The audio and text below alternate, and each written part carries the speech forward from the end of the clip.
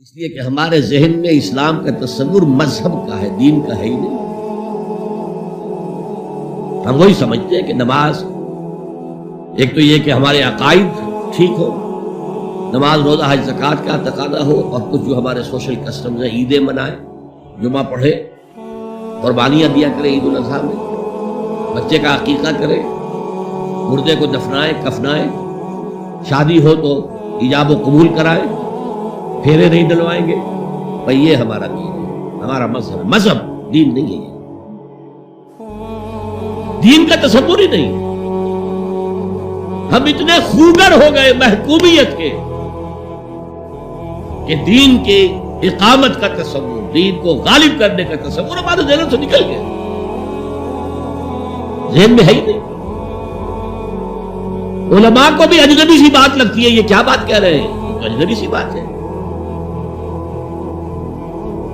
اس لیے کہ ہمارے ذہنوں سے تصور نکل گیا۔ پہلے مسلمان بادشاہ تھے، ملوکیت تھی، وہ اسلام تو نہیں تھا۔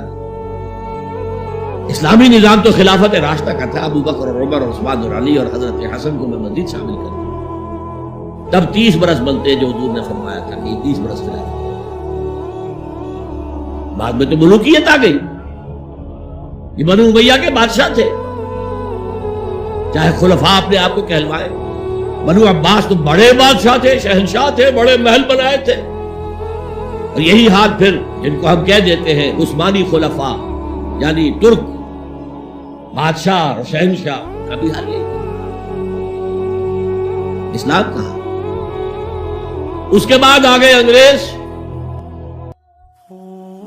نے کہا قانون ہمارا ہوگا، کرمنل لا ہمارا ہوگا، CRPC ہماری ہوگی، سول لا ہمارا ہوگا،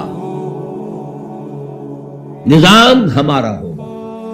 ہاں نماز پڑھ سکتے ہو، روزہ رکھ سکتے ہو، ہمیں کوئی تمہارے مذہب سے کوئی دشمنی نہیں، بلکہ انگریز نے تو بڑی رعایت کی تھی۔ اس نے کہا تھا تم اپنے فیملی لاز بھی اپنی مرضی سے جیسے چاہو طے کرو۔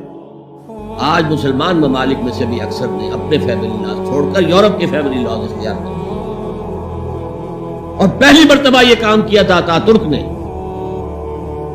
اور یورپ کے اخبارات نے پھر تنزیہ لکھا تھا کہ یہ عجیب قوم ہے، کہتی ہے کہ بہترین قانون ہمارے پاس ہے، اور حال یہ ہے کہ فیملی لاز بھی ہم سے مانگ رہے ہیں، رومن لا سے اخذ کر رہے ہیں فیملی لاز، یہ ان کا حال ہے، کہتے ہیں بہترین قانون ہمارے پاس ہے۔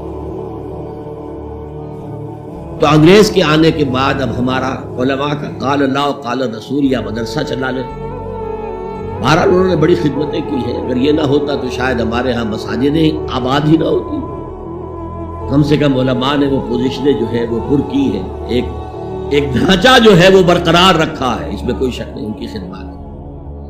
لیکن انگریز نے تو جو بھی تھا صرف اتنی آزادی دی تھی، اسی کو ہم ذہناً ریکنسائل کر چکے ہیں، بس اسلام یہی ہے نہیں۔ اور آج میں آپ کو بتا دوں،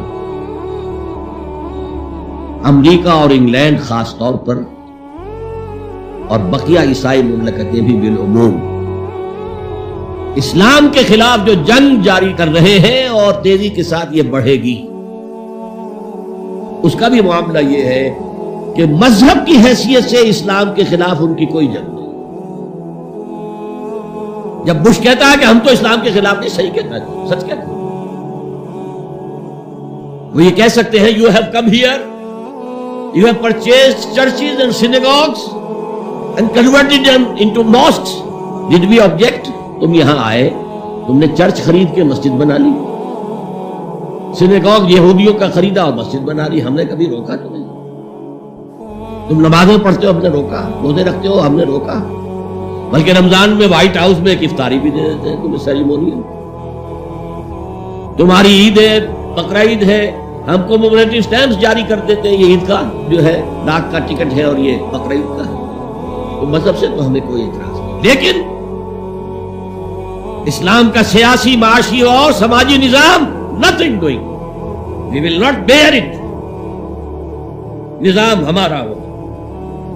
اور سمجھ لیجئے یہ تاریخ نے پورا سرکل ایک گھیرا پورا کر دیا ہے۔ وہ جو مولانا حالی نے کہا تھا، اے خاصہ خاصان رسول وقت دعا ہے، امت میں تیری آ کے عجب وقت پڑا ہے۔ وہ دی جو بڑی شان سے نکلا تھا وطن سے، پردیس میں وہ آج غریب الغربا ہے۔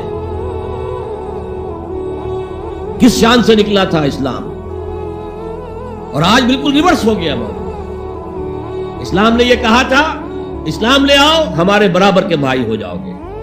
ہم یہ بھی نہیں کہیں گے ہم پرانے مسلمان ہیں، سینئر مسلمان ہیں، ہمارے حقوق زیادہ ہیں، تم نیو کمرز ہو، نو مسلم ہو، تمہارے حقوق نہیں، بالکل برابر۔